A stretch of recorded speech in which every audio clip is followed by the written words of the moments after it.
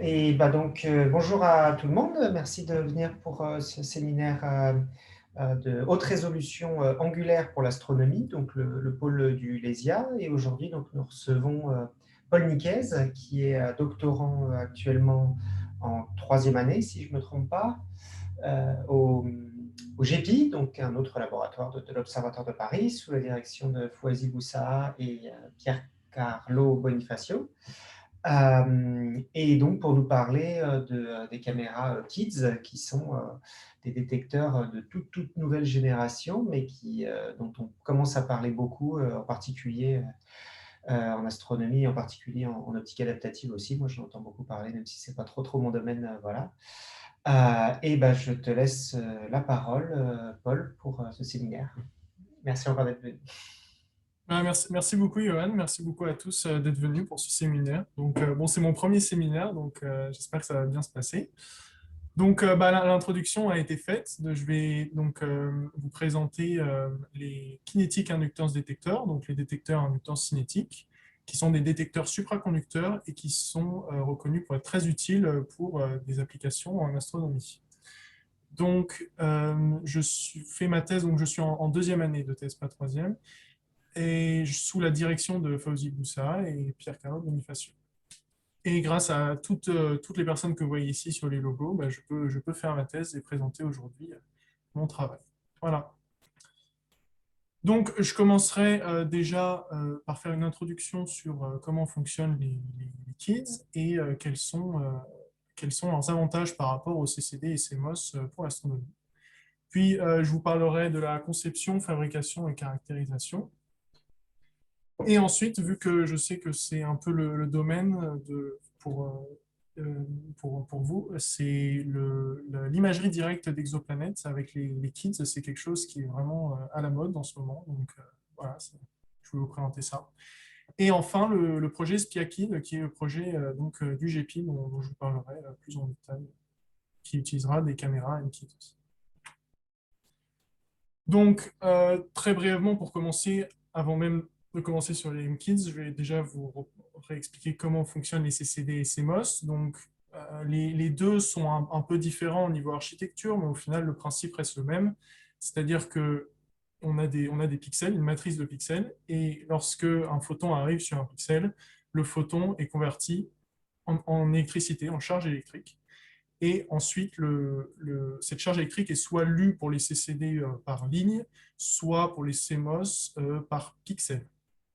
Et pour les CMOS, c'est vrai que vu qu'on le lit par pixel, sur chaque pixel, on a un amplificateur, on a tout un système de lecture. Et donc, la partie sensible ne prend pas toute la place du pixel, contrairement au CCD. C'est pour ça qu'on utilise une matrice de micro-lentilles devant pour les CMOS qui permet de faire converger la lumière sur la partie seulement active du pixel. Et je vous dis ça parce que, évidemment, pour les M-Kids, ça sera la même chose. Voilà, alors, très, très simplement, donc les M-Kids donc, sont des détecteurs supraconducteurs, mais pour parler de supraconductivité, il faut déjà comprendre ce qui se passe, quel est le moyen de détection des M-Kids. Donc, il faut savoir que certains matériaux sont supraconducteurs, c'est-à-dire que quand on les refroidit à des températures très basses, donc en général c'est de l'ordre du Kelvin, ou même ça peut être dizaines de Kelvin, ils changent, leur physique change, c'est-à-dire que les électrons qui sont à l'intérieur vont se lier en ce qu'on appelle les paires de Cooper, qui ont une énergie de liaison de delta. Et ces paires de Cooper vont, lorsqu'elles sont soumises à un champ alternatif, vont être accélérées dans un sens, et lorsque le champ alternatif change de direction, elles vont être accélérées dans l'autre sens. Sauf que vu que les électrons ont une masse et une vitesse, eh bien, lorsqu'il y a le changement de direction, elles prennent un retard, parce que vu qu'elles ont été accélérées, elles ne peuvent pas tout de suite repartir dans l'autre sens.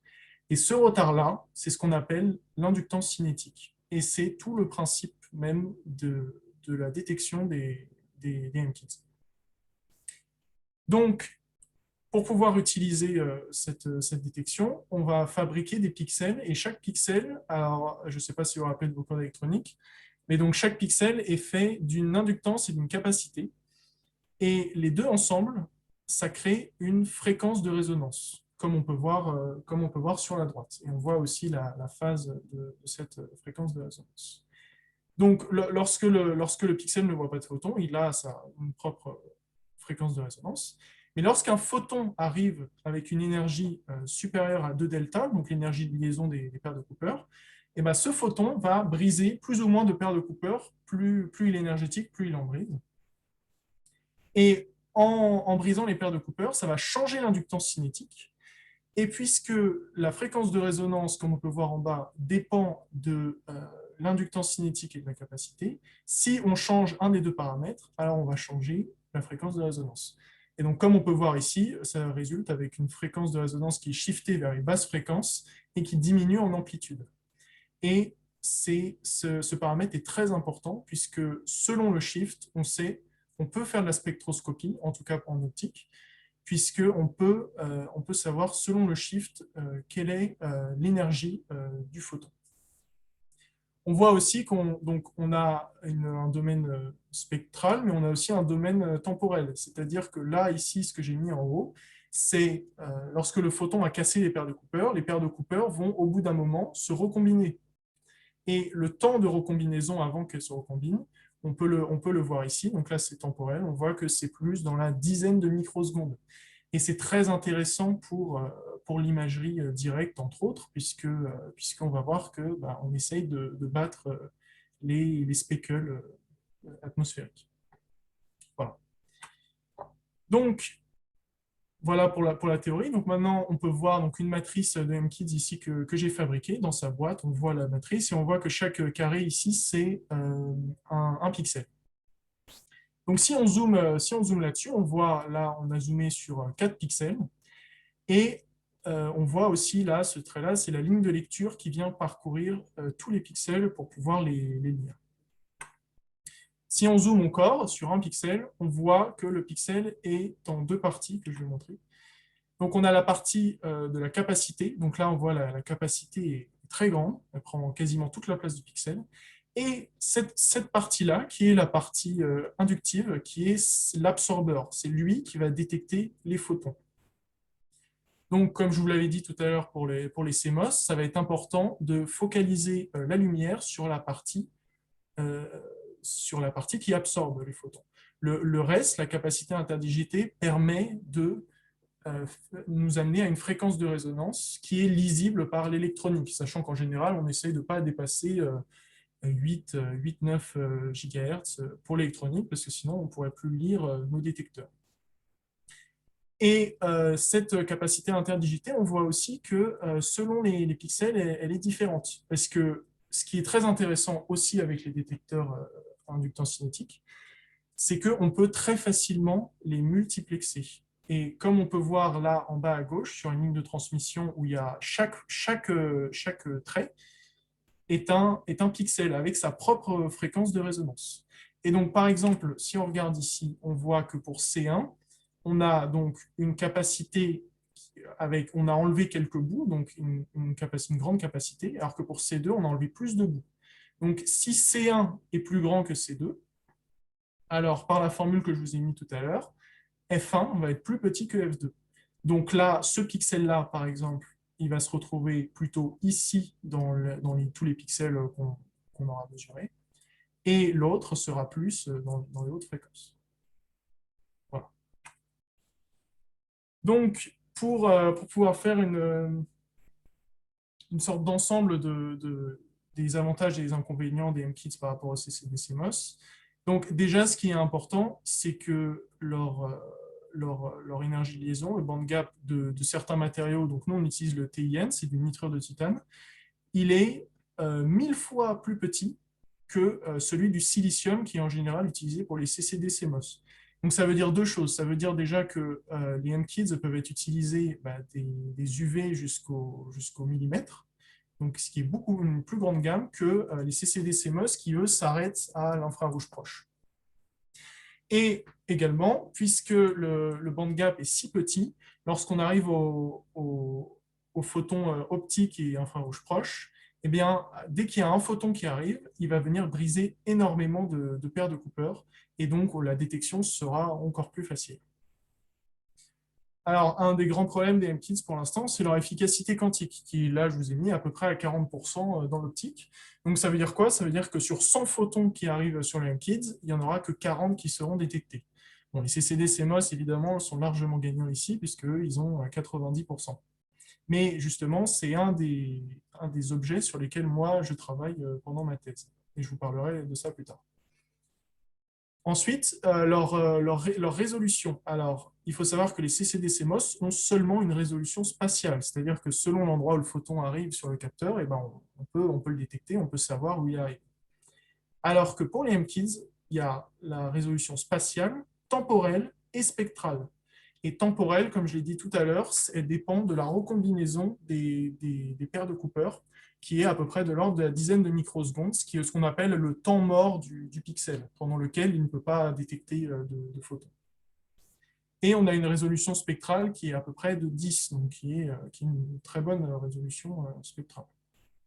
Voilà. En ce qui concerne les limitations de bruit, donc pour les CCD-CMOS, on sait qu'il y a des courants d'obscurité qui sont dus au fait que, vu que les CCD-CMOS sont en général utilisés à peu près à température ambiante ou un peu plus bas, le, les- le détecteur en lui-même a une certaine température, et vu qu'il a une certaine température, en tant que corps noir, il émet, avec la chaleur, il émet des longueurs d'onde qui sont prises comme si c'était des photons qui arrivaient, alors que non. Et aussi, le problème des CMOS, surtout pour les CMOS, c'est le bruit de lecture, puisque chaque pixel est lu indépendamment des autres. Donc ça crée énormément de bruit. Alors que dans les M-Kids, on a une seule ligne de lecture qui peut lire des milliers, des dizaines de milliers de pixels. Donc pas beaucoup de bruit de lecture. On a des températures très basses, donc il n'y a pas ces problèmes de courant d'obscurité et de bruit thermique.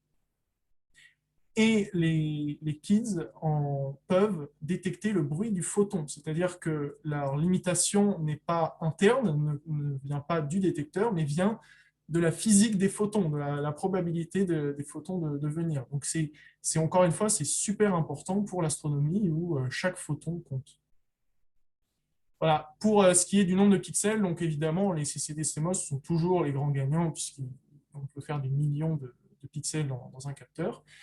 Mais les kids sont quand même pas très loin derrière, puisqu'il faut savoir qu'il y a d'autres détecteurs supraconducteurs qui peuvent aussi détecter le bruit du photon, mais il n'y en a aucun qui est aussi facilement multiplexable que les M-Kids.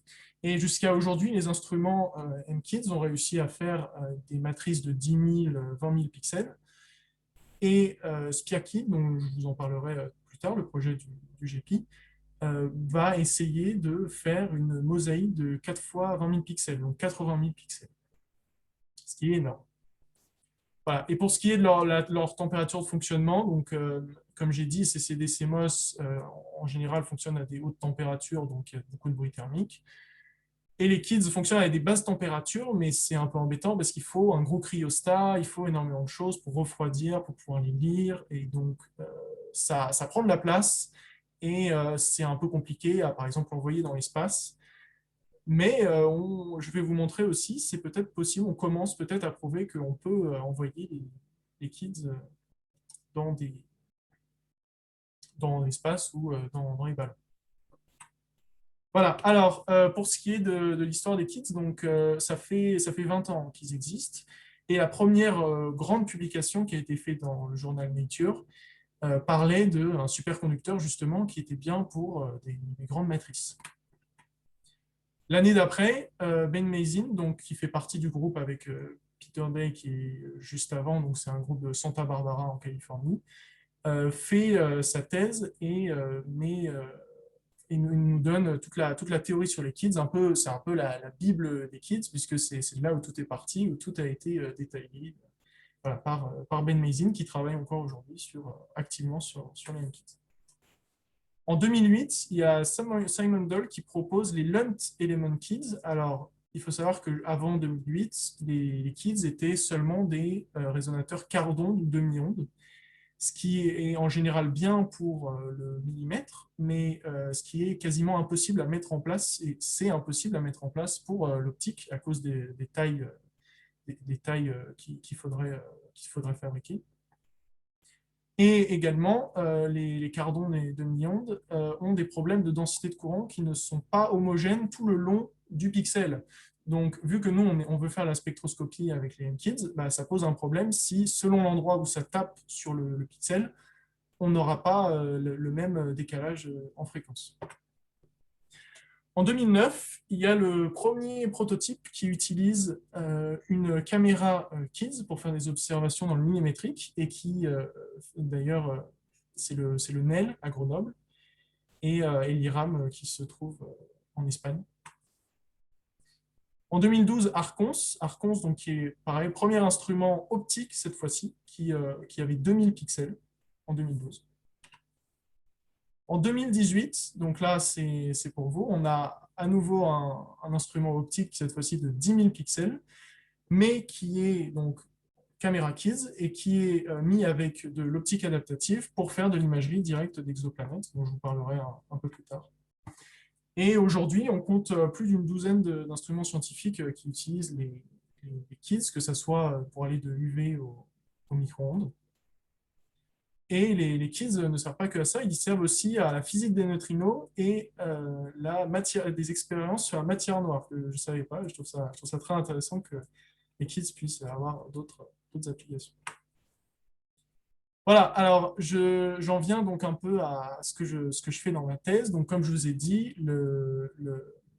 l'efficacité quantique des MKIDS, pour l'instant, laisse à désirer. Donc, moi, ce que je voulais proposer, c'est que donc on voit le méandre optique, donc c'est la partie sensible du détecteur. Ce que je propose, c'est de mettre un réflecteur sous ce méandre, puisque le méandre est fait d'un matériau, le nitrure de titane, qui n'est pas complètement opaque en lumière optique. Donc, il y a une certaine transmission des photons, et les photons qui sont transmis ne sont pas absorbés, ne sont pas détectés.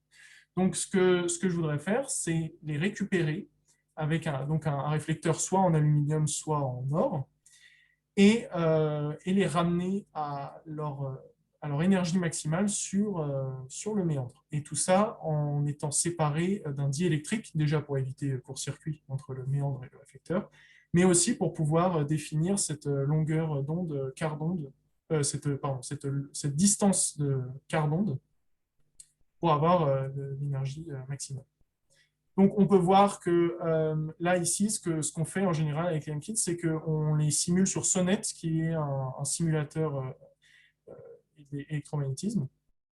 Et une des premières choses qu'on regarde, c'est on vérifie la fréquence de résonance, déjà, voir si elle est bien dans la gamme qu'on veut. Donc là, on est à 1 giga, c'est bon.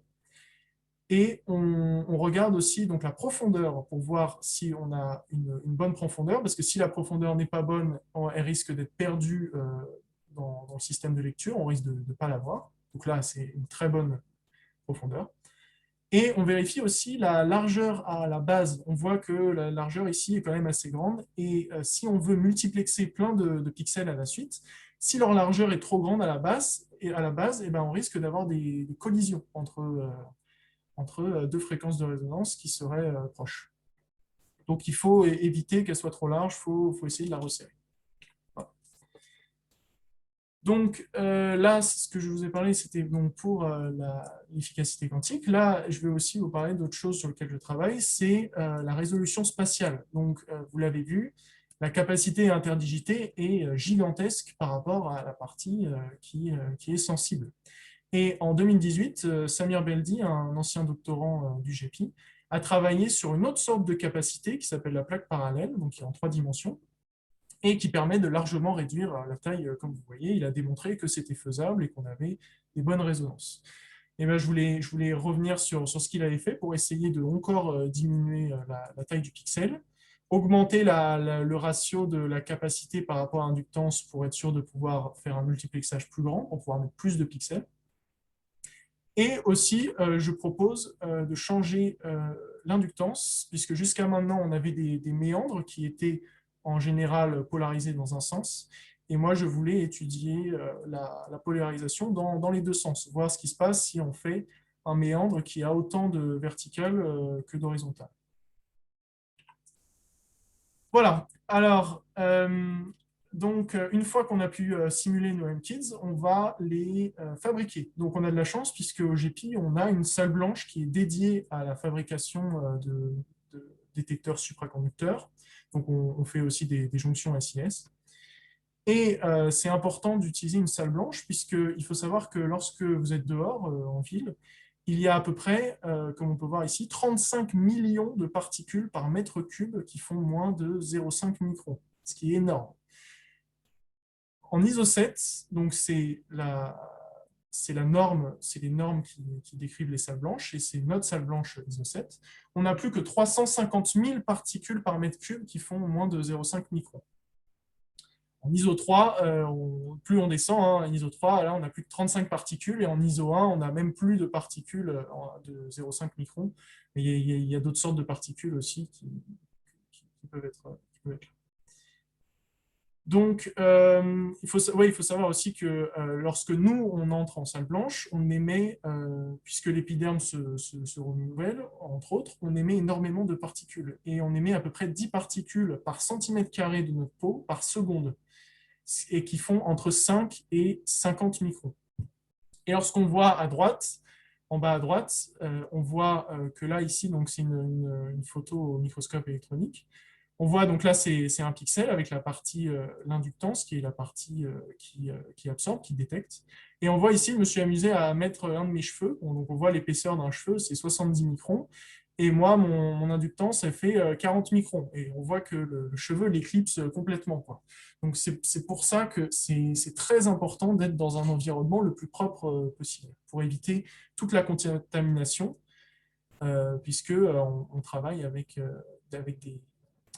des tailles qui sont vraiment toutes petites, et comme on voit, à 0,5 microns, ici, le gap de l'inductance, c'est aussi 0,5 microns. Donc, voilà, c'est assez compliqué. Et donc ici, on peut voir, donc là, c'est moi avec Christine, la technologue en salle blanche, qui m'a appris tous les procédés de salle blanche. Donc, pour ce qui est de la fabrication, alors, on commence par nettoyer un substrat sur lequel on va mettre notre détecteur. Alors, il faut savoir que le nettoyage, on n'utilise pas un sopalin, on crache dessus et voilà, on nettoie. Non, c'est beaucoup plus compliqué que ça. On utilise des bases, des acides, voilà, selon ce qu'on utilise. On va retirer certaines couches qui viennent polluer notre substrat. Tout ça pour pouvoir avoir un détecteur qui ait les meilleures résonances possibles et le moins de bruit possible. Donc, pour pouvoir faire les dépôts, ce que je n'ai pas dit, c'est qu'on va faire un dépôt par pulvérisation, pleine plaque. C'est-à-dire qu'on va déposer un matériau qui sera déposé partout sur la plaque. Sauf que nous, évidemment, on veut faire des motifs. On veut que ce soit des motifs d'une certaine façon. Donc, pour ce faire, on va mettre de la résine sur le substrat qui est photosensible. Et ensuite, on va venir définir dans la résine les endroits où on veut déposer justement notre matériau. Et par développement, on voit qu'ensuite, les parties qui ont vu la lumière, donc les UV, sont parties. Donc la plaque est protégée par le substrat partout, sauf aux endroits où on veut déposer. C'est un peu la même chose que à Noël, quand on veut mettre les décorations sur les fenêtres, on prend les masques avec le sapin, je ne sais pas, et on vient pulvériser. Et donc, il faut se dire que le masque, c'est la résine, et la pulvérisation, c'est ce qu'on va déposer. Et quand on enlève le masque, eh ben, il ne reste plus que les endroits où on voulait déposer. Donc voilà, c'est ce que je dis. Donc là on voit qu'on dépose le matériau pleine plaque. Donc là où il y a de la résine, ça se met sur la résine. Là où il n'y en a pas, ça se met directement sur le substrat. Et ensuite, par le lift-off, c'est comme ça qu'on appelle ça, on va retirer la résine avec une base, avec un développeur. Et cette résine, en partant, va enlever les matériaux qui ont été déposés dessus, laissant seulement le matériau qui a été déposé sur le substrat. Voilà. Donc, pour ce faire, on utilise des grosses machines, comme on peut voir ici. Donc, à gauche, c'est le système de pulvérisation. Donc, pour pouvoir faire nos dépôts, il faut qu'on puisse maintenir dans le bâti un vide qui s'appelle ultra high vacuum, c'est-à-dire un vide résiduel qui est de 10-8 millibars. ce qui est vraiment le moins possible pour éviter que lorsqu'on va déposer notre matériau, il y ait des atomes, des molécules polluantes, comme par exemple l'eau. L'eau aime beaucoup s'accrocher partout.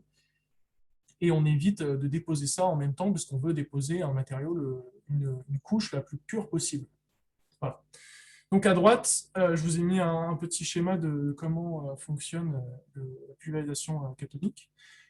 Donc on pompe ici, donc là c'est du vide. On vient introduire un gaz inerte, donc là de l'argon.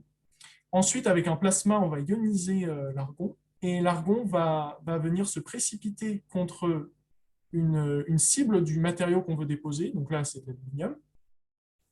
Et en se précipitant, elle va venir arracher des atomes à cette cible. Et ces atomes-là vont se retrouver hors de la cible. Et par une tension donc, entre la cathode et la node qui est notre substrat où on va faire le dépôt, eh bien, les atomes d'aluminium vont pouvoir se déposer sur le substrat. Et donc, pour les dépôts, on parle d'à peu près 1 nanomètre par seconde. Ça dépend des matériaux, mais voilà, en général, on fait à peu près au nanomètre près nos dépôts. Donc, ensuite, on arrive à une matrice que j'ai fabriquée, donc de 100 pixels. Donc, ça, c'est la matrice pour investiguer la résolution spatiale et la polarisation. Donc voilà, si on zoome sur un pixel, on reconnaît bien ce que j'ai montré tout à l'heure avec l'inductance. On a des gaps de 0,7 microns, donc c'est à peu près, il faut des gaps d'optique, donc 700 nanomètres. Et donc on voit, alors on s'en rend peut-être pas compte comme ça, mais c'est vraiment un super. Enfin, la fabrication s'est très bien passée, on voit qu'il n'y a eu aucun problème. Et je peux vous montrer par exemple une autre puce que j'ai essayé de faire où j'ai eu un problème à un moment. Et la résine justement qu'on utilise pour pouvoir faire nos niveaux, nos dépôts, eh bien, il y a de la résine qui est restée et qui a été brûlée pendant un process et qui est restée collée. Et malheureusement, ce genre de choses, quand ça arrive, bah, ça risque de diminuer la résonance et donc la détection du pixel. On appelle ça les facteurs de qualité. On affecte les facteurs de qualité. Voilà, donc une fois que c'est fabriqué, eh ben, on va au laboratoire d'astroparticules et cosmologie, l'APC à Diderot, et on utilise leur cryostat. Donc, comme je vous ai dit, les MKIDS, ils fonctionnent à la température supraconducteur, et nous, nos MKIDS, on les refroidit à 100 millikelvin, voire même 50 millikelvin, pour faire la caractérisation. Donc là, on voit ici ce gros machin, donc c'est le cryostat, et donc on a plusieurs niveaux, puisqu'on ne peut pas refroidir directement. Donc on a 70 Kelvin, 4 Kelvin, 1 Kelvin et 100 millikelvin. Et c'est ici que se trouve notre matrice de pixels, qui est ici, qu'on veut tester. Et on peut même rajouter une fibre optique pour pouvoir l'illuminer et voir sa réaction lorsqu'elle est illuminée, lorsqu'elle récupère des photons. On peut aussi s'amuser à changer la température du MKIT pour voir son comportement et aussi la puissance du signal qu'on envoie pour voir encore une fois son comportement. Donc, je vous présente des résultats de mes mesures. Alors, ce n'est pas pour la matrice de résolution spatiale. Là, on revient cette fois-ci à la matrice des réflecteurs, parce que celle de résolution spatiale, pour l'instant, on a eu des problèmes sur les mesures. Donc, voilà, je vous présente plutôt ce que j'ai fait pour les réflecteurs en mesure. Donc, on voit que pour celui du haut, la ligne du haut, on a, donc sur mon substrat, j'avais mis des détecteurs avec réflecteurs et d'autres sans réflecteurs pour pouvoir les comparer directement. Et on voit ici, donc on a fait une superposition à différentes températures à la fréquence de résonance. On voit ici quand on augmente la température, on a une fréquence de résonance qui shift vers les basses fréquences et qui diminue en amplitude, ce qui est un comportement normal pour les MKIT. On voit aussi que quand on augmente le signal, on ne change pas la fréquence de résonance, on perd en amplitude, mais la fréquence de résonance reste la même. Par contre, pour le pixel avec réflecteur, donc qui est novateur, qui n'a jamais été fait, on a cette fois-ci un comportement différent. On voit que lorsqu'on augmente la température, il commence à shifter vers les hautes fréquences, puis ensuite pour revenir vers les basses fréquences. On voit aussi que lorsqu'on augmente la puissance du signal, on voit qu'on sature très vite et on change aussi la fréquence de résonance. Et ces deux choses-là, justement, sont dues au bruit TLS. Et c'est un bruit qu'on retrouve dans les supraconducteurs, dans les diélectriques en général des supraconducteurs, et qui est un des problèmes pour lesquels les capacités à plaques parallèles que je vous ai montré tout à l'heure, qui est un diélectrique au centre, ont encore des problèmes de bruit qu'il faudrait investiguer. Et on voit qu'ici, on a un peu la même chose, puisque l'inductance et le réflecteur constituent une sorte de capacité avec le diélectrique entre les deux. Voilà, dans les autres résultats, pareil sur cette puce avec les pixels avec et sans réflecteur. Alors on voit que donc, ça ne dépend pas de s'il est avec ou sans réflecteur. On a un comportement aussi différent. Tout à l'heure, je vous ai montré le temps de vie des quasi-particules. Je vous ai dit qu'il est à peu près de l'ordre de 10 microsecondes, ce qui est super pour la détection. Et là, ici, on voit autre chose complètement. On voit que le temps de vie des quasi-particules dépend de la température. Et on voit surtout que quand on descend dans les basses températures, on a ici des très longs temps de quasi-particules qui sont de l'ordre de 200 microsecondes. Et lorsqu'on augmente la température, on retrouve un comportement normal qu'on a l'habitude de voir dans les MKIDS, avec des temps de vie quasi-particules de 20 microsecondes. Donc, c'est assez étonnant aussi, ça n'a jamais été expliqué ou publié. Donc, voilà, ça sera intéressant de continuer à travailler là-dessus et voir d'où vient ce phénomène. Voilà, alors maintenant pour les applications des MKIDS. Donc, je sais que vous travaillez beaucoup sur la haute résolution angulaire et entre autres l'imagerie directe à haut contraste des exoplanètes. Et donc, pour faire une sorte d'introduction pour ceux qui ne connaissent pas, donc il faut savoir que pour détecter les exoplanètes en imagerie directe, on utilise en général donc un télescope avec un détecteur et un coronagraphe qui permet de couper la lumière de l'étoile dans laquelle on veut voir les exoplanètes autour. Donc, ce coronagraphe va permettre de couper cette lumière, mais il y aura toujours des fuites résiduelles de cette lumière qu'on appelle les speckles, donc comme on peut voir ici, ces tavelures. Et ces speckles peuvent être dus à deux choses. Soit elles peuvent être dues, soit il y a des speckles quasi statiques qui sont dus aux aberrations de l'instrument. Si la lunette n'est pas parfaite, si le miroir n'est pas parfait, il peut y avoir ces tavelures, mais en général, elles sont de l'ordre de plusieurs minutes, voire plusieurs heures, puisque ça ne change pas au cours du temps. Donc, ces tablures-là peuvent être supprimées en post-processing. Et pour les autres, on a un très gros problème, c'est l'atmosphère. L'atmosphère va venir détruire la cohérence du signal qui nous arrive depuis l'étoile. Et pour pouvoir pallier à ce problème, on utilise de l'optique adaptative qui permet justement de changer la forme du miroir et d'épouser le front d'onde perturbé qui arrive. Mais ces corrections d'optique adaptative ne suffisent pas pour voir des exoplanètes qui sont de petite masse et très proches de leurs étoiles, puisque pour l'instant, en général, on voit des planètes qui sont de l'ordre de plusieurs dizaines d'unités astronomiques des étoiles, et en général, c'est des très grosses planètes gazeuses, aucune qui ressemble à la Terre. Si on veut chercher des traces de vie, c'est mieux de pouvoir venir très proche de l'étoile et voir des objets qui sont très, très peu lumineux par rapport à leurs étoiles. Et c'est là qu'entrent en jeu les MKIDS, puisque jusqu'à maintenant, les CCD et CMOS, utilisés pour pouvoir faire la détection des exoplanètes, pour CCD et CMOS, ils ne permettent pas de voir l'événement d'un photon. Ils peuvent seulement intégrer un signal pendant un certain temps. Et malheureusement, on peut voir sur cette image, lorsqu'on intègre le signal, eh bien, les tavelures vont venir en moyenne, vont venir faire une sorte de tâche, une tâche d'Airy qui est augmentée à cause des perturbations atmosphériques. Et malheureusement, là-dedans, on ne peut pas observer les exoplanètes. les MKIDs, eux, permettent de faire ce qu'on appelle de la statistique de speckle par stochastic speckle discrimination. Alors bon, j'ai pas tout compris à comment ça fonctionnait, mais en gros, ce qui est important, c'est de savoir que puisque le temps de décorrélation des speckles est d'à peu près 10 millisecondes, et que nous, chaque pixel peut voir un photon toutes les à peu près 10 à 20 microsecondes, eh bien, on peut voir l'intensité de chaque speckle qui arrive à un temps donné, puisqu'on peut, aussi obtenir le moment à laquelle il est arrivé. Et en faisant ce post-processing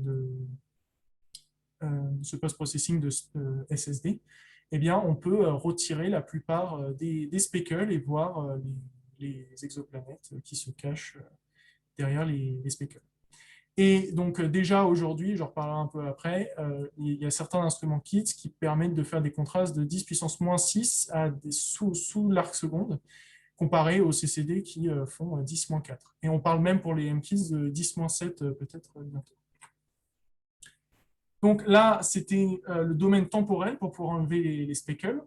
Mais les MKIDs aussi permettent de faire de la spectroscopie. Et les speckles aussi dépendent dans le plan focal. Plus ils sont loin, plus leur longueur d'onde change. Donc, ils dépendent de leur position sur le plan focal.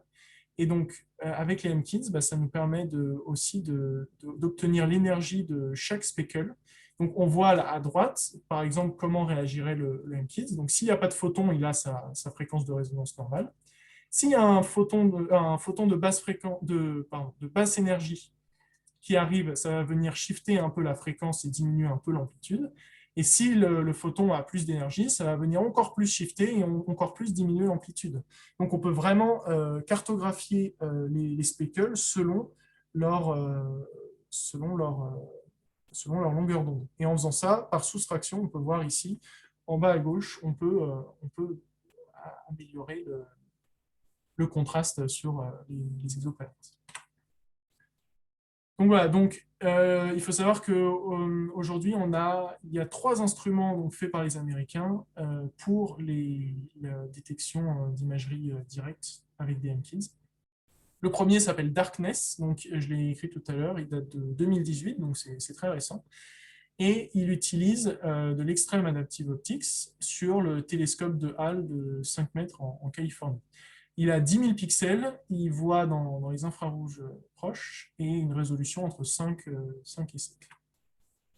Ensuite, il y a MEC. Donc, Darkness était utilisé pour pouvoir tester certaines choses, pour pouvoir ensuite l'améliorer.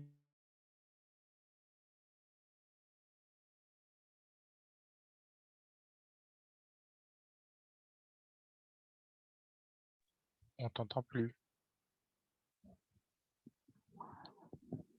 On n'a plus le son, c'est normal. Non, je ne pense pas. Moi non plus, je l'entends plus. Oui. Paul, si tu nous entends, nous, on ne t'entend plus.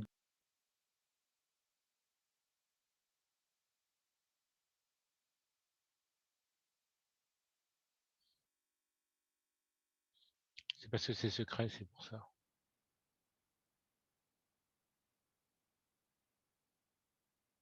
Après, Alors, ne change pas encore de slide, on ne t'entend plus. Allô? Ça y est, on t'entend à nouveau. Il y a eu tout un passage où on ne t'a pas entendu. Donc, tu peux revenir. Non, en fait, tu es resté sur la même slide. D'accord. OK. Vous pouvez me dire, vous avez entendu pour Darkness, le premier? Voilà, Darkness, on a entendu, et tu as commencé à attaquer MEC, et voilà, ça s'est arrêté là. Ok, d'accord. Donc voilà, donc MEC, donc Darkness était utilisé pour tester les prochaines matrices, les prochains instruments qu'ils voulaient faire, donc pour tester certaines choses, la faisabilité. Et donc les 2 autres instruments, donc le premier c'est MEC qui a vu le ciel en 2020. Et il y a très peu, donc on voit en octobre 2020 ici à droite, ils utilisent le Stochastic Speckle Discrimination pour voir ici, donc on voit sans le SSD, on voit ce que ça donne, et on voit ici en mettant le SSD avec les MKIDs, donc en profitant du fait que les MKIDs puissent compter les photons et donc faire de la statistique des speckles. On voit ici qu'on voit très bien l'exoplanète. Une exoplanète donc d'une masse faible et qui n'est seulement à 6 unités astronomiques de son étoile. Donc, ce qui est quand même assez impressionnant pour un instrument qui vient juste de voir le ciel. Cet instrument, d'ailleurs, utilise pareil de l'Extreme Adaptive Optics et est au Subaru télescope de 8 mètres à Hawaï. Et il a à peu près les mêmes caractéristiques que Darkness, à part le fait qu'il ait 2 fois plus de pixels, donc il est à 20 000 pixels. Et, je ne peux plus passer, si c'est bon. Voilà. Et le deuxième instrument, c'est donc PictureSea. Donc PictureSea, lui, va s'occuper de faire de l'imagerie pour les disques de débris et les lumières exozodiacales, ce que je trouve incroyable. Ce qui est aussi intéressant avec cet instrument-là, c'est qu'il va être mis dans un ballon pour pouvoir enlever un peu de l'atmosphère. Et c'est aussi très, très important puisque c'est une des premières fois où les MKIDs, avec le cryostat, on voit ici un gros cryostat mais qui reste là compact, ils ont réussi à le rendre compact, qui va être envoyé dans un ballon. Donc voilà, peut-être que la prochaine étape, ça sera d'avoir des MKIDs dans un satellite. Voilà, ce serait intéressant de voir ça. Voilà, donc maintenant, je vous parle du projet SPIAKIT. Donc là, c'est un projet qui a été initié par Pierre Carlo et on a obtenu la bourse ERC, donc européenne, la bourse européenne ERC.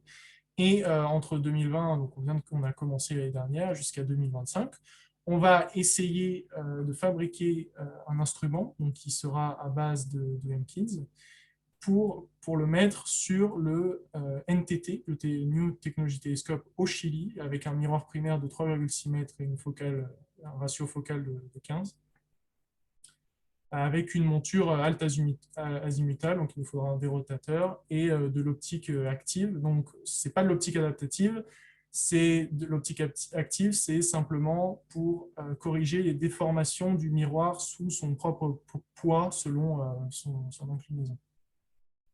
Et donc, on voit ici à gauche le prototype la première fabrication d'une puce de 20 000 pixels fait au GEPI.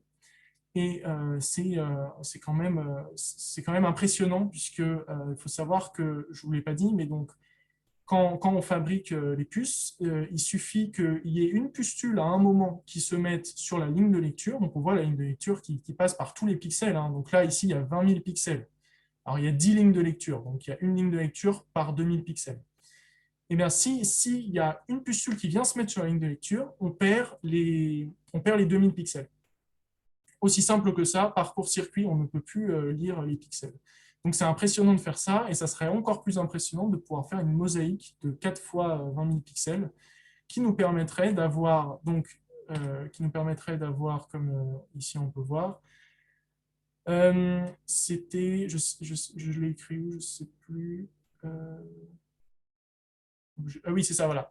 Qui nous permettrait donc d'avoir donc 0,45 arcsecondes par pixel. Par pixel. Et oui, pardon. Et donc le but de ce PIAKID, c'est d'étudier l'âge et la métallicité des étoiles dans les ultra faint dwarf galaxies qui sont dans notre groupe local. Et donc on va utiliser des longueurs d'onde optiques et infrarouge proches. On aura une résolution spectrale qui c'est à peu près de 10, donc qui ressemble aux autres instruments, mais là on a 80 000 pixels, ce qui est énorme. Chaque pixel, donc oui, c'est ce que j'ai dit, chaque pixel est séparé de 150 microns, donc ce qui veut dire que chaque pixel voit 0,45 arcsecondes du ciel, et on l'utilisera à la température de 100 millikelvin. Donc pour l'instant, c'est pas encore sûr, mais pour l'instant, les pixels... Enfin, si, pour cette partie-là, c'est sûr. C'est-à-dire que la taille de la partie sensible des pixels, c'est 40 par 40 microns. Et donc, pour pouvoir illuminer cette partie-là seulement, il nous faut une matrice de micro-lentilles. qui sera à une distance de 700 microns des pixels.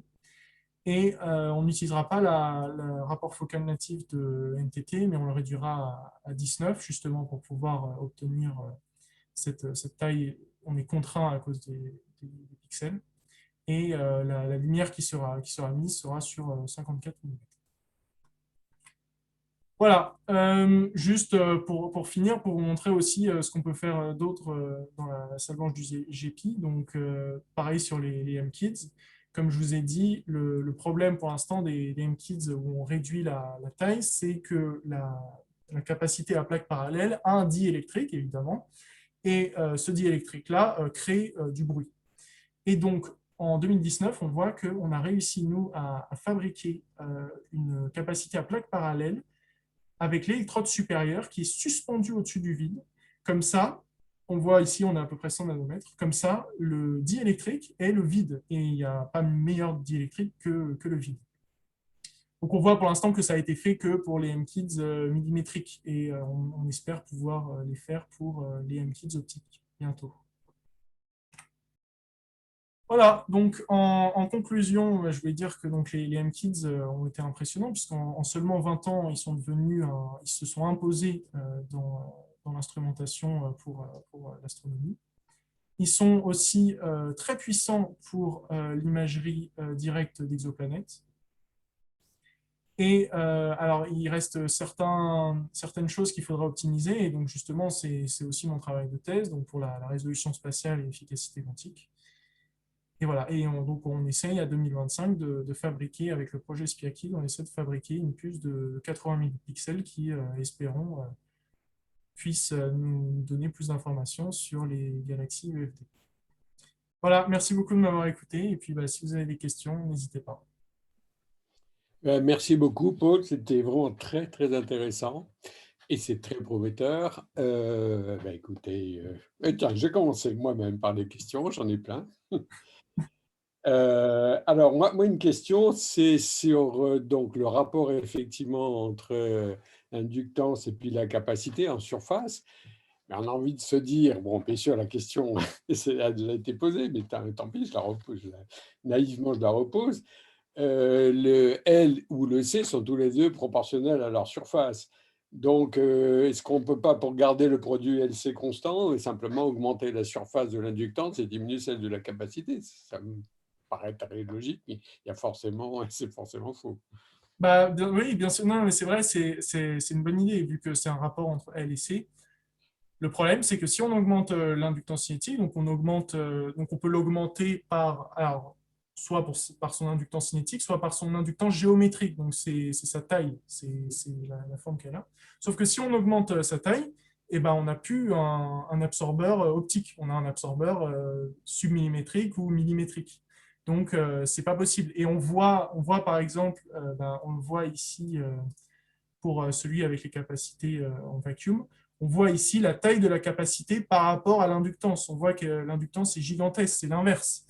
Mais ça, c'est parce qu'on a une inductance pour le millimétrique, puisque c'est le gap entre deux bouts du méandre qui régit les longueurs d'onde des photons qu'on peut absorber.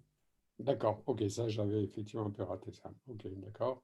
Et une autre question un peu liée, faire des capacités qui seraient vraiment, je dirais, dans l'épaisseur verticale, quoi, qui permettraient de diminuer la surface apparente de la capacité parce qu'on jouera en Z, si je suis en repliant en Z en quelque sorte l'épaisseur, est-ce que ça ne permettrait pas enfin vous avez dû y penser bien sûr, mais gagner pas mal dans ce rapport des surfaces des deux? C'est justement ça dont je parlais. Les capacités à plaque parallèle, c'est les capacités donc, qui sont, cette fois-ci, au lieu d'être en XY comme les capacités interdigitées, là, ici, on voit, elles sont en Z, comme vous dites. C'est-à-dire qu'il y a l'électrode inférieure, le diélectrique et l'électrode supérieure. Et ça permet de compacter énormément le pixel. Ok, d'accord. Et en dessous, il y a donc plusieurs couches en S, si je puis dire. C'est ça, il y a l'électrode inférieure, le diélectrique et l'électrode supérieure. Mais on ne pourrait pas multiplier dans l'épaisseur. Ah oui, si. Alors oui, dit comme ça, c'est impossible. Après, il faut se rappeler que la théorie des MKids, évidemment, ça a l'air alléchant, Mais il faut se rappeler que derrière, on fait de la fabrication. Et la fabrication, c'est assez compliqué. Comme je vous ai dit, là, par exemple, ici, à droite, ce que j'ai fait, j'ai juste fait une toute petite bêtise, mais vraiment une toute petite bêtise. Et une matrice comme ça, en général, ça met à peu près 1 semaine à 2 semaines entières à fabriquer. Donc, en faisant une toute petite bêtise sur 2 semaines, on voit tout de suite ce qui se passe. Donc, rajouter par-dessus, puisque ça se fait couche par couche, rajouter par-dessus un diélectrique, puis rajouter une électrode, puis rajouter une diélectrique, ça paraît complètement fou et ça serait à s'en arracher les cheveux en salle blanche. D'accord. OK. Est-ce qu'il y a des questions? Est-ce que vous pouvez lever la main éventuellement pour les prendre dans l'ordre? Donc, qui veut poser une question?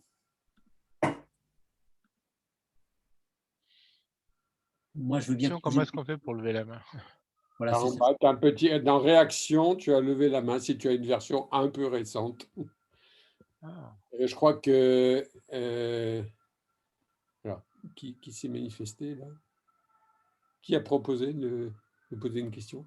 Alors moi, je vais prendre, parce que parce que je peux lever un pouce, je peux mettre un cœur ou mettre des smileys. Donc, je ne Ok. dois pas avoir la dernière version. D'accord. Oui, et donc, du coup, en fait, c'est par la difficulté croissante d'erreurs à chaque dépôt de couche, à chaque dépôt de résine et ainsi de suite, qu'on essaye de limiter le nombre de couches totales et donc que l'on fait le capacitor et l'inductance côte-côte au lieu de chercher, ne serait-ce que ça, à les superposer, à les empiler.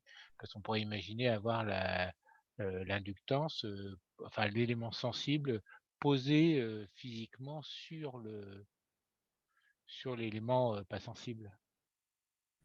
Et oui, et ça, alors je ne l'ai pas mis ici, mais c'était une de mes géométries proposées au début, c'est-à-dire, je l'avais appelé le Burger Kid, c'est-à-dire de mettre l'électrode, donc électrode inférieure, diélectrique, électrode supérieure, diélectrique, et par-dessus mettre l'inductance. Comme ça, c'est vraiment, tout est recentré ensemble.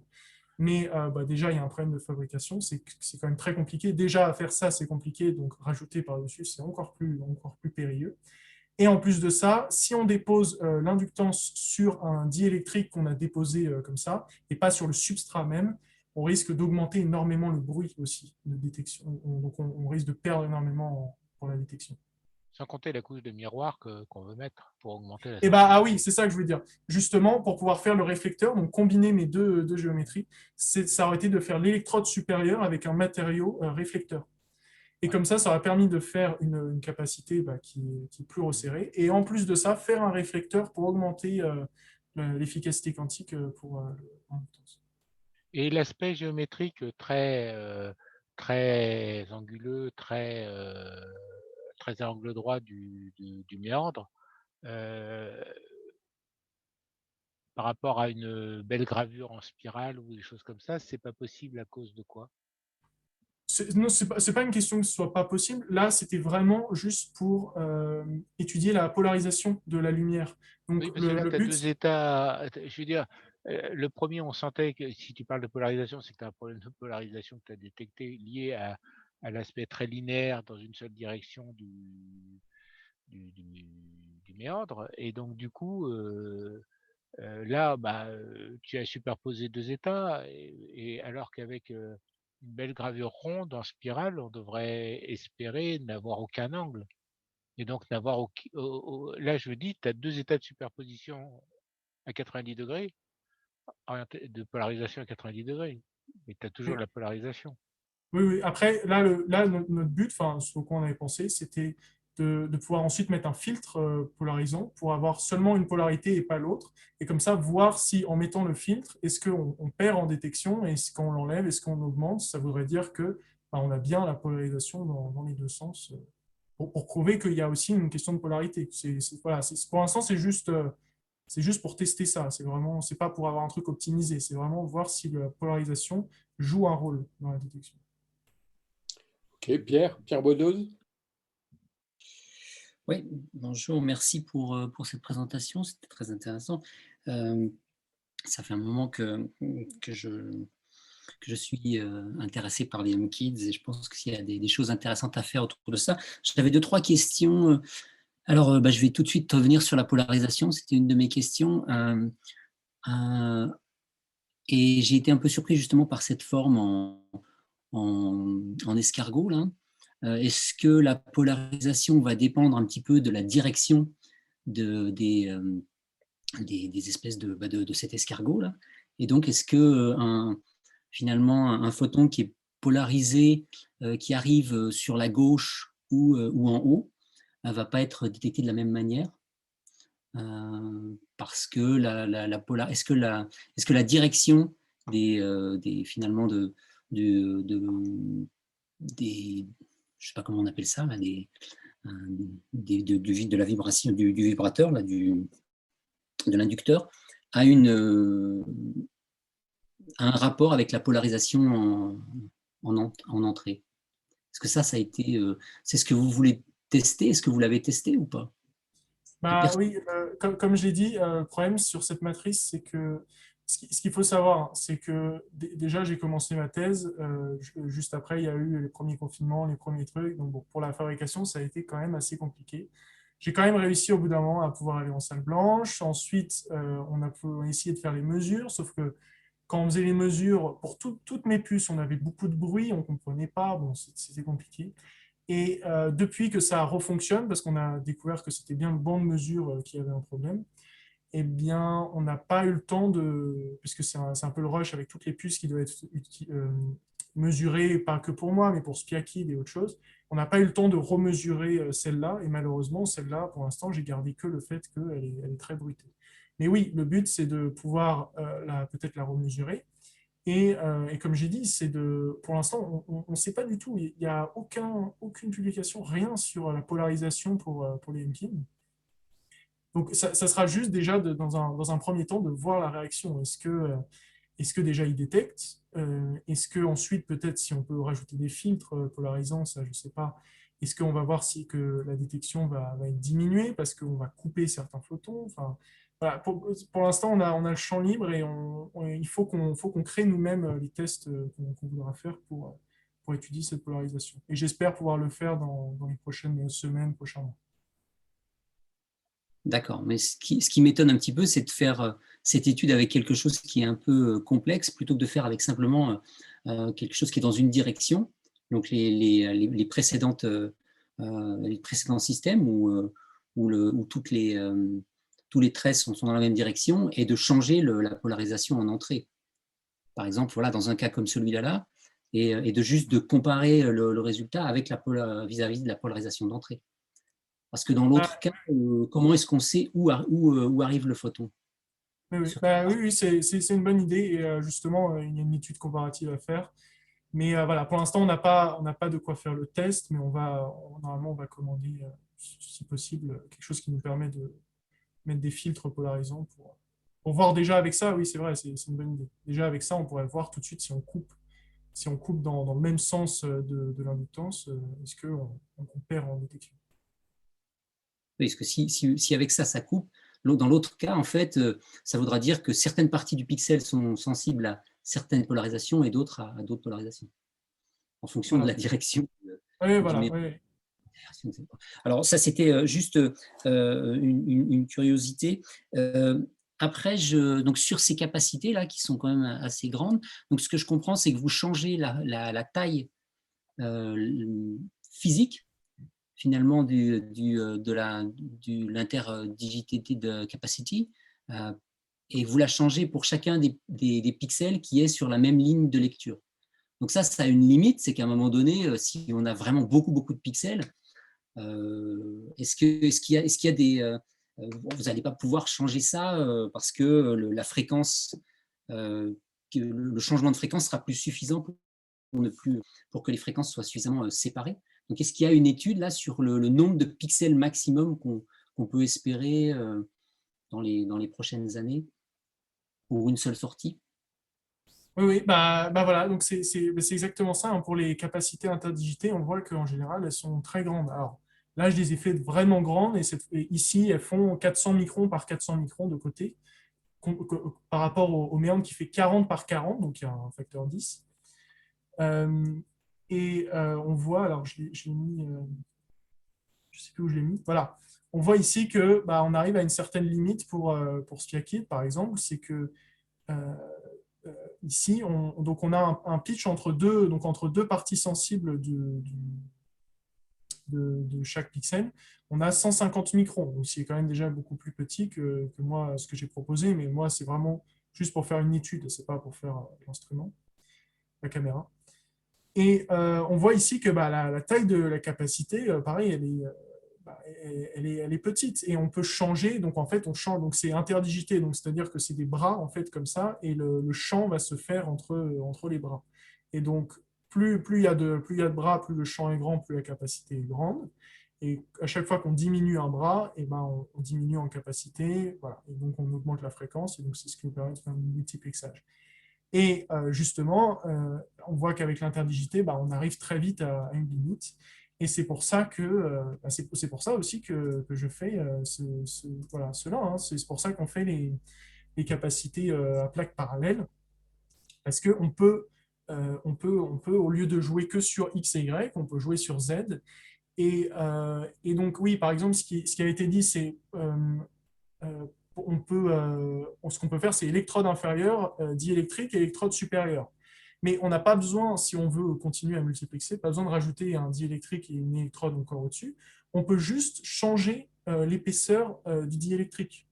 Donc, ce qu'on fait, c'est qu'on fait un multiplexage autant qu'on peut avec une certaine épaisseur de diélectrique pour certains pixels, et il y a d'autres pixels où il y aura un dépôt de diélectrique qui sera plus grand. Donc, ça nous permettra de faire un autre bout où on pourra multiplexer aussi là-dedans. Et on peut encore changer voilà, l'épaisseur du diélectrique.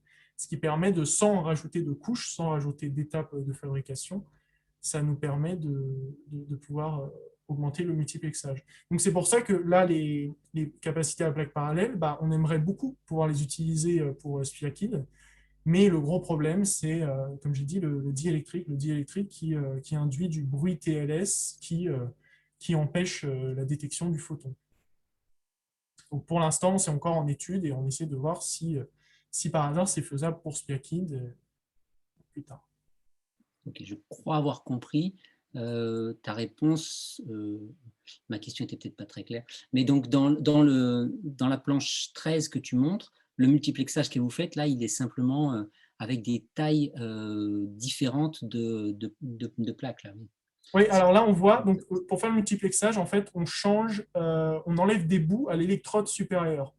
Et en enlevant des bouts, ça va changer le champ qu'il y a entre l'électrode inférieure et l'électrode supérieure. Et donc, ça va changer avec la capacité. On peut voir ici, je ne sais pas si, en zoomant, à gauche, voilà, on voit que la fenêtre, en fait, là où on enlève les bouts, on voit qu'elle est différente pour chaque pixel. Alors ici, c'était une matrice de démonstration de 100 pixels. Hein, et donc, après, il faut faire le multiplexage pour 20 000 pixels ou 2000 pixels si on veut. Mais c'est pour ça aussi qu'on s'arrête comme ici, on voit là, sur cette matrice-là, on s'arrête à on voit là, chaque barre, c'est en fait 2000 pixels lus par une ligne de lecture. Et il y a 10 barres, donc 20 000 pixels. On ne fait pas plus parce qu'après, pour l'instant, on ne peut plus faire en multiplexage. Et on espère un jour pouvoir utiliser les capacités à plaques parallèles pour pouvoir encore réduire leur taille et augmenter le multiplexage sur une même ligne.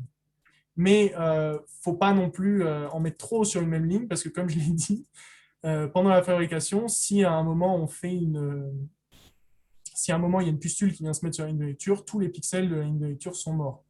Donc, dans un sens, c'est aussi bien de pouvoir les mettre sur différentes lignes de lecture. Même si ça augmente la complexité après de lecture, de toutes ces lignes de lecture, ça complexifie d'autres choses, mais bon, c'est un compromis entre un certain nombre de lignes de lecture et pas trop non plus. Juste en complément de ce que vient d'être dit par Paul, oui, Pierre, effectivement, donc à un certain moment, on est limité par le nombre de pixels à mettre sur une même ligne de lecture. Et ce qui limite, c'est la taille de la capa, tout simplement. Effectivement, donc on enlève des bouts, des pistes au niveau de la capacité interdigitée, par exemple, ou pour la capacité parallèle, effectivement, on enlève des surfaces de manière régulière pour pouvoir multiplexer. Jusqu'à ce qu'on exploite toute la surface de la capacité, on sera limité effectivement par la surface de la capa. Typiquement, à l'état de l'art, actuellement, c'est les Américains qui ont fait ça. Ils arrivent, et nous aussi, à travers ce premier prototype, on arrive à mettre 2000 pixels par ligne de lecture. 2000 pixels par ligne de lecture, ce qui va limiter, on ne peut pas aller au-delà, c'est effectivement donc, parce qu'on a exploité toute la surface de la capacité. Après, il y a d'autres éléments qui rentrent en compte. Hein. C'est par rapport à la bande de fréquence, et ça, c'est les problématiques liées à la lecture électronique des pixels. Donc, la bande de fréquence, l'espacement fréquentiel. Donc, l'espacement fréquentiel, typiquement, on laisse. Alors, typiquement, la bande de fréquence, c'est 4 GHz. Ça, c'est l'état de l'art. Et l'espacement fréquentiel, donc l'espace entre chaque fréquence, c'est l'ordre de 2 MHz. Et du coup, dans 2 MHz, donc, tu vas avoir, avec 2000 pixels, tu vas avoir 4 GHz. Ah, voilà, donc c'est quelque chose qui c'est un facteur limitant, tout à fait. Ok, je ne vois pas encore de main levée, mais quand même, vous pouvez vous manifester. Non? Bon, mais écoutez, moi j'ai encore une question ou deux. Et tu n'as pas du tout parlé de la méthode de lecture électronique de lecture. Alors on imagine que c'est un balayage en fréquence, c'est ça? Et à quel taux de répétition se fait ce balayage en fréquence?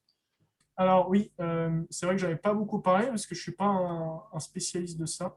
Je peux juste vous dire, je l'avais écrit ici, c'est que l'électronique, elle peut lire à peu près chaque microseconde tous les pixels. Donc ça se fait par balayage de fréquence. Et par exemple pour SpearKid, alors oui, c'est vrai, je l'ai pas écrit, mais je crois donc c'est les pixels seront tous entre 4 gigas et 8 gigas. Donc c'est les fréquences à laquelle ils sont lus, auxquelles ils résonnent et qui peuvent être lus par l'électronique. D'accord, mais s'il y a 20 000 pixels et que on doit tout balayer, je veux dire, le temps de lecture sera en gros, attends, j'ai des bêtises ou pas, non? Mais il doit être plutôt de l'ordre de quelques millisecondes, non? Euh, En En fait, fait, chaque ligne de lecture a 2000 pixels, donc ça permet de diminuer un peu pour chaque ligne de lecture. Après, c'est pas un balayage en fait qui est fait, c'est vrai, c'est une stimulation, comment dire, une stimulation simultanée de tous les pixels grâce à un peigne de fréquence. Et après, on vient Ah, lire tous les pixels d'accord, de d'accord. manière On effective. envoie toutes les fréquences en même temps. D'accord. C'est ça. Ok, oui, d'accord. mais voilà, on envoie, vu que chaque fréquence de résonance est différente des autres, lorsqu'elles sont lues sur un même signal, bah, elles viennent pas, normalement, elles viennent pas collisionner parce qu'elles sont toutes différentes, quoi. Donc on peut les récupérer toutes ensemble. D'accord. Juste une remarque aussi, le fait finalement d'avoir des grands pixels, il me semble que c'est plutôt bénéfique pour le LT parce que la conservation de S oméga est toujours un énorme problème. Donc quand S devient gigantesque et que oméga est, est limité à 2 pi, il me semble qu'on devrait faire des détecteurs optiques plutôt mieux adaptés à l'ELT. Donc, je ne sais pas si vous avez réfléchi à ça. Et puis, juste ma deuxième remarque, c'est, tu dis, on pourra peut-être un jour mettre ça dans l'espace, mais en fait, Planck a déjà démontré qu'on peut mettre des cryogénérateurs à extrêmement basse température dans l'espace. Donc, oui, ça ne doit pas poser de problème. Donc, Oui, c'est effectivement, vrai. Oui, bah, ultra voilà, prometteur. maintenant, il n'y a plus qu'au MKIS de le faire. Donc, Ben voilà. voilà. J'espère que ça sera bientôt. Et pour ce qui est des grandes capacités, bah oui, après, ça dépend de ce qu'on veut voir. Nous, on veut une certaine résolution sur Splkin. Donc, c'est pour ça qu'on est obligé de rapprocher autant les pixels. Mais après, ça dépend vraiment de l'application et de ce qu'on veut y faire. OK. Y a-t-il encore des questions? Il semble que non. Bon, écoutez, merci encore. Alors, j'ai essayé de lever le pouce, mais tu Ah, l'as pas vu. vas-y. Quelle est la capacité de production du point de vue jusqu'à quelle taille, quelle envergure de substrat on peut envisager, exposer avec une bonne régularité de couche et ainsi de suite, et jusqu'à parce que l'on soit limité par le nombre de pixels lié au mode de lecture par ligne, ça je le comprends très bien, mais effectivement, sur les instruments, on est intéressé à avoir des très très gros pixels et là on a des pixels qui font 400 microns et c'est bien, mais on pourrait aller jusqu'à quelle taille de substrat avec le PVD qu'on a ici? Bah oui, donc nous, on fait la pulvérisation sur du 2 pouces, mais il faut savoir que ce qu'on pulvérise, c'est du nitrate de titane et c'est un élément réactif. C'est-à-dire que on ne dépose pas une couche pure de titane, on lui ajoute de l'azote.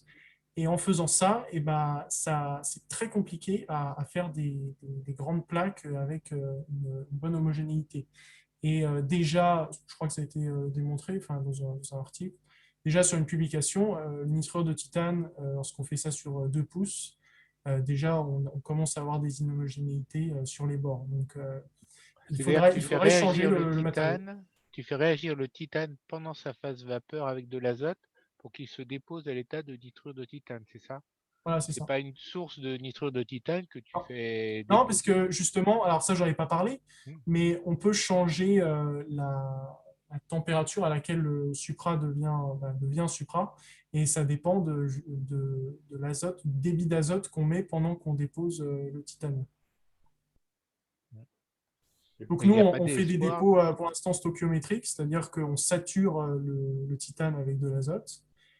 Mais à terme, on aimerait faire un certain mélange et ça risque d'être voilà, ça risque d'être compliqué si on veut faire ça sur une très grande surface.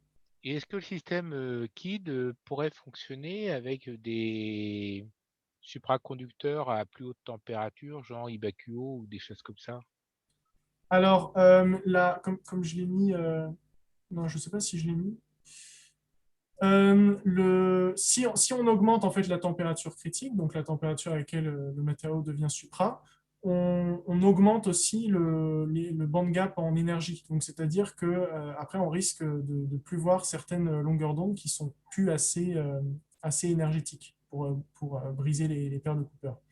Donc, faut éviter. Et nous, justement, pour Spakid, on aimerait arriver à 1 Kelvin. Donc là, pour l'instant, on utilise du nitrure de titane qui est à 4,6 Kelvin, c'est-à-dire sa transition se passe à cette température-là.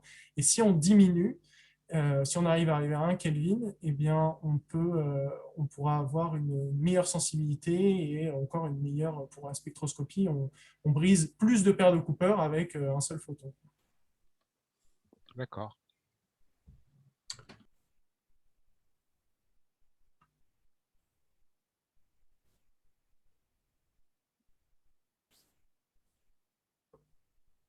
Bon, Daniel est parti. D'autres questions?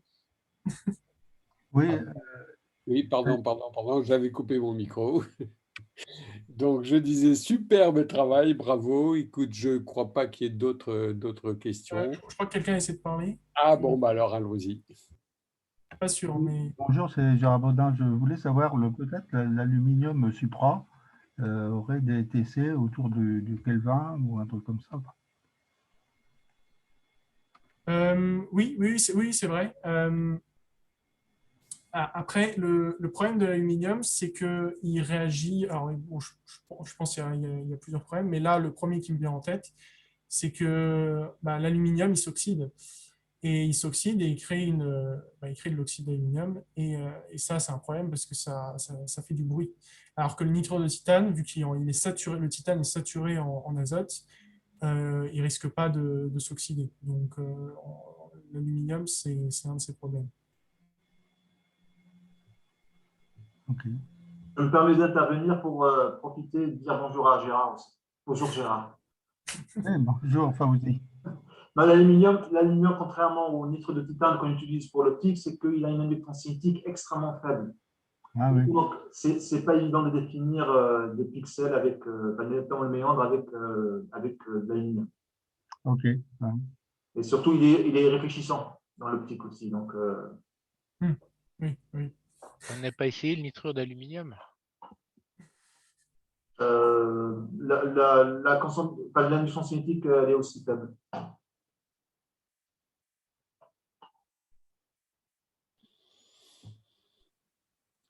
Bien. Donc, s'il n'y a plus de questions, eh ben, on va encore remercier Paul. Superbe travail, bravo. Et puis, tu nous inviteras à ta thèse, j'espère. Bah, avec plaisir, j'espère que ça sera en présentiel. Et puis, merci beaucoup à vous tous d'être venus. Ça me fait très plaisir pour mon premier séminaire. Voilà. J'étais content de partager ça avec vous. Et si vous avez d'autres questions ou d'autres choses, vous pouvez me contacter. J'ai mon mail. Ici. Très bien, merci. Bonne soirée à tous. Au revoir. Merci, au revoir. Bonne soirée, au revoir.